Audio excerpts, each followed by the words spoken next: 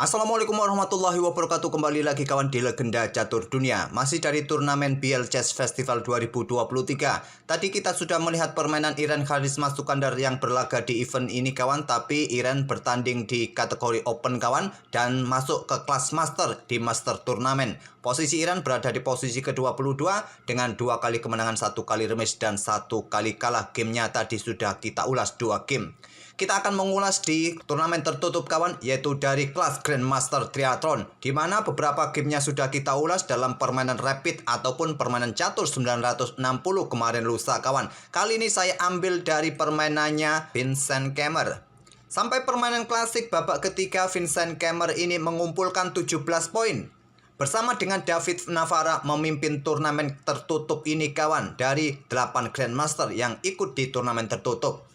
Perolehan poin dari Vincent Kemmer ini didapat dari kemenangannya di game rapid kawan, dan juga ada tambahan poin di permainan klasikal hasil dari 1 kali kemenangan dan 2 kali remis. Nah, kita akan ulas permainan Vincent Kemmer saat menghadapi Li Guanglim di babak ketiga. Langsung saja kita ke papan analisisnya.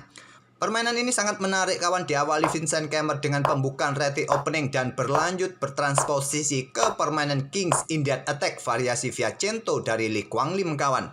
Dan nanti ada bumbu-bumbu blunder seperti biasa, bahkan seorang super grandmaster melewatkan ancaman skakmat, dan sayangnya juga nanti salah satunya kawan melewatkan kombinasi 2 langkah skakmat.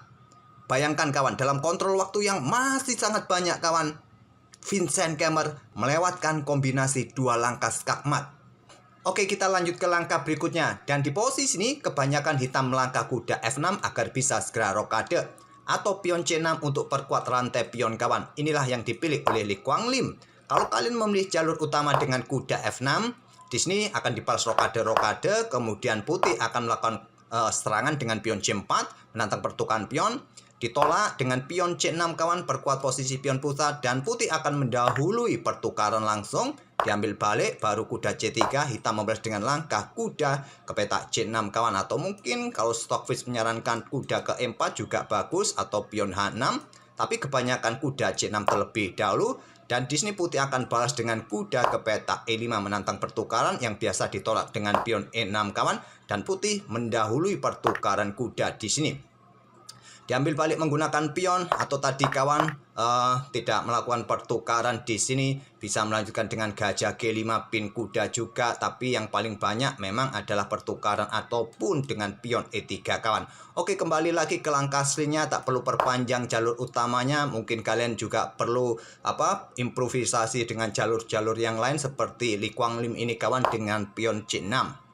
Rokade oleh Vincent Kemmer, baru sekarang kuda F6, pion C4.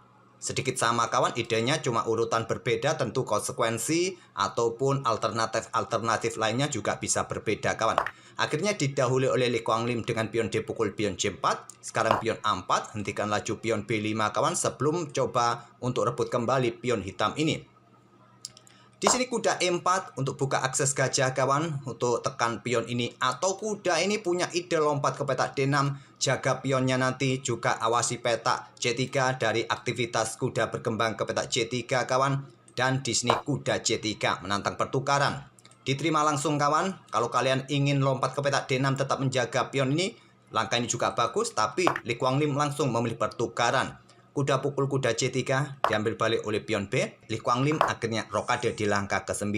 Kemmer dorong pion A5 untuk mendapatkan ruang kontrol petak B6 dari aktivitas menteri. Hentikan laju pion A juga kawan. Dan Li Guanglim berkorban pion di petak C5. Korban sementara, kalau diterima menteri pukul menteri, nanti gajahnya bisa mendapatkan pion yang ada di petak C3. Tantangan ditolak kawan, menteri keluar ke petak 4, pilihan Vincent Kemmer untuk coba rebut kembali pion hitam di petak C4. Ada kuda C6, coba pressure pion D4, di sini benteng D1, persiapan discover kawan terhadap menteri. Akhirnya didahului oleh Li Guanglim dengan pion C pukul pion D4. Diambil balik dengan kuda, buka akses bagi gajah langsung kawan, dan menantang pertukaran. Otomatis langsung diterima oleh Li Guanglim kawan, karena tidak mau petak C6-nya mendapatkan tekanan berat, baik dengan menteri ataupun kuda ataupun gajah terang tadi, atau juga ancaman discover terhadap menterinya. Diambil balik menggunakan pion dan Lee Kuan Lim keluarkan gajah terangnya ke G4. Ambil pion ini kawan, dan ada opsi bagi putih ambil pion C4 dengan menteri untuk menjaga pion E2-nya juga. Kalau nanti ada serangan benteng C8 kawan, menteri bisa bergeser ke petak D3. Tapi memilih angkat benteng dengan ide nantinya agar lebih cepat untuk ditumpuk mungkin. Juga backup pion E2 dan menteri ke C7, backup pion di sini kawan merupakan salah satu pilihan terkuat. Tapi memilih dengan benteng C8 melepaskan pion B7-nya. Gajah ambil pion B7 ancam benteng, benteng naik ke C7, dorong pion berkoneksi dengan gajahnya kawan. Sekarang pion C3 juga ingin segera didorong dan dilanjut dengan gajah F4 serang benteng. Benteng bergeser ke D7, sekarang pion mulai didorong lagi dengan dukungan benteng gajah. Pion ini cukup kuat kawan posisinya. Apabila kalian punya ide dengan langkah pion E6, kalau diterima mungkin kalian mendapatkan benteng di belakang. Di sini jawaban putih adalah dengan gajah ke petak E3, menahan diri kawan untuk bisa mendapatkan pion ini agar pion yang di sini juga bisa cepat lolos punya jalan tol. Oke, kembali lagi kawan ke langkah aslinya. Di sini Lee Kuan Lim memilih dengan gajah F5. Sudah sangat jelas untuk dukungan pion C2-nya nanti, tapi yang terkuat tadi gajah ke petak H3. Dan Khmer menarik mundur gajah ke E3, coba ingin rebut pion, meloloskan pion di lajur A agar punya jalan tol, dan dijawab Lee Kuan Lim dengan pion C2. Keputusan terbaik dari Khmer kawan, hantam pion ini dengan benteng, mengorbankan kualitas perwira kawan, diambil balik oleh menteri. Kemudian di sini menteri keluar ke petak A5 untuk mengepin pion ini kawan agar gajah gelap ini tidak berani ambil pion A7 karena benteng sikat gajah kawan, dan gajah ini juga jatuh jika gajah ambil pion yang ada di petak A7. Oleh karena itu Vincent Khmer backup gajahnya menteri ke petak B3, ada benteng D6, siap ambil pion kawan dan menukarkan bentengnya. Di sini menteri bergerak ke C4, lindungi pion, ada benteng B6 agar gajah tidak bisa merebut pion, mengembalikan kualitas perwira akhirnya diterima oleh Vincent Khmer. Gajah ambil benteng B6, diambil balik oleh menteri agar pion putih tidak mempunyai jalan tol yang bebas kawan jika diambil menggunakan pion. Khmer menggeser menteri ke E4, ancam pion, ada menteri C5, dan di sini kawan raja naik ke petak G2 untuk menghindari serangan dadakan di baris belakang, bentengnya siap beraksi lagi. Gajah F6 berkoneksi dengan pion agar menterinya leluasa bergerak lagi, tidak lama-lama menjaga pion. Di sini Khmer angkat benteng D2 kawan, langkah yang cukup manusiawi. Kalau Stockfish menyarankan pengorbanan pion untuk memisahkan pion dari gajah kawan, memang langkah ini tidak manusiawi bagi kita. Mungkin kalian juga tidak bisa memahami langkah engine seperti itu kawan. Langkah manusiawi dipilih oleh Vincent Khmer dengan benteng D2, siap digeser ke lajur C, ancam menteri mungkin menusuk nanti di baris ke-7 atau bahkan menantang pertukaran benteng. Ada benteng D8, benteng C2 serang menteri. Menteri bergerak ke D4 menantang pertukaran, yang terkuat tadi bergerak ke A3 kawan. Dan tantangan diterima karena merasa unggul satu pion. Kita temui permainan benteng plus gajah gelap versus gajah terang kawan. Biasanya selisih satu pion masih bisa berakhir miss. Yang menjadi pembeda masih ada benteng kawan. Jadi putih posisinya lebih baik daripada hitam dengan keunggulan satu pion. Dan juga ada pion yang sangat berbahaya, tinggal 2 petak lagi bisa promosi kalau pion ini jatuh.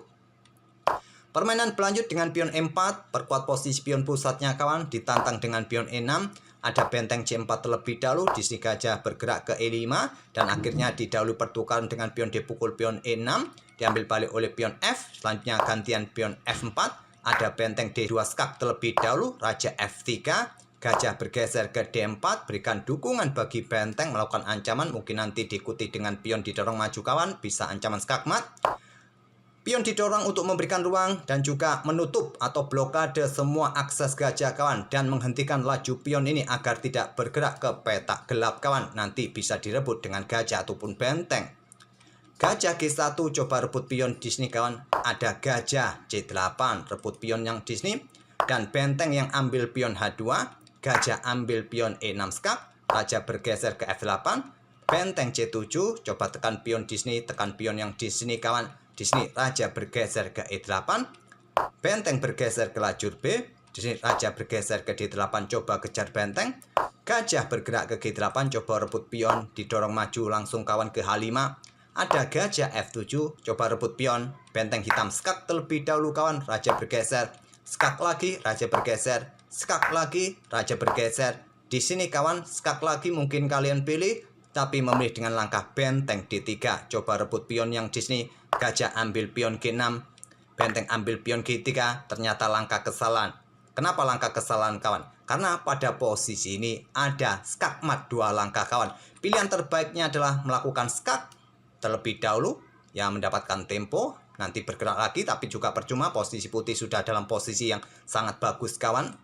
Tapi dengan benteng ambil pion G3 ini ada 2 langkah skak mat kawan. Dan coba perhatikan kontrol waktu dari kedua pemain ini. Masih sangat banyak. 55 menit dan 48 menit bagi Vincent Keimer. Tapi Vincent Keimer tidak tahu kalau ada 2 langkah skak mat kawan. Dia melangkah pion F5. Terus di mana langkah skak matnya? Pasti kalian sudah sangat jelas bisa melihat ancaman skak mat itu. Benteng terlebih dahulu skak, memaksa raja naik ke petak gelap E7, diikuti benteng E8 skak mat kawan. Petak-petak gelap ini atau petak-petak ini sudah dikontrol semua, sudah tidak ada tempat pelarian lagi. Skak mat, Super Grandmaster tidak menemukan langkah itu. Mungkin merasa sudah pede kawan, sudah posisinya sangat bagus. Dengan langkah apapun dia merasa sudah menang pada lebih cepat dengan skak mat. Tapi bermain dengan pion F5. Berlanjut, benteng C3 skak, raja D5, benteng D3 skak, raja bersembunyi ke E6, ada pion H4 juga ingin promosi, dibalas dengan pion F6, 2 petak lagi bisa promosi, ada benteng A3, raja bergeser ke F7, benteng ambil pion A6, pion E6, dan 2 langkah berikutnya skak mat, raja bergeser mendekati benteng, setelah benteng bergeser ancam pion di sini kawan, dan juga 2 langkah berikutnya bisa promosi pion ini. Di sini di langkah ke-53 Li Guanglim menyerah. Itulah kawan, ada drama di mana seorang Super Grandmaster melewatkan langkah skak mat kawan. Coba kita ulangi lagi di mana posisi skak mat itu tadi kawan. Di posisi ini melakukan skak merupakan pilihan terbaik kawan. Nanti memaksa raja bergeser ke sini diikuti dengan gajah bisa melakukan skak dan seterusnya. Ancaman skak mat bisa panjang kawan. Tapi Li Guanglim juga tidak tahu kalau setelah benteng ambil pion G3 ini ada ancaman skak mat yang juga terlewatkan oleh Vincent Keimer. Oke, semoga permainan dari kedua pemain tadi bisa menghibur kalian kawan, dan ide-ide pembukaannya mungkin bisa kalian hafal, bisa kalian tiru jadi bahan referensi pembukaan King's Indian Attack variasi Fianchetto dari hitam tadi. Kita akan bertemu di video-video berikutnya. Terima kasih kawan sudah mampir tiap hari. Wassalamualaikum warahmatullahi wabarakatuh.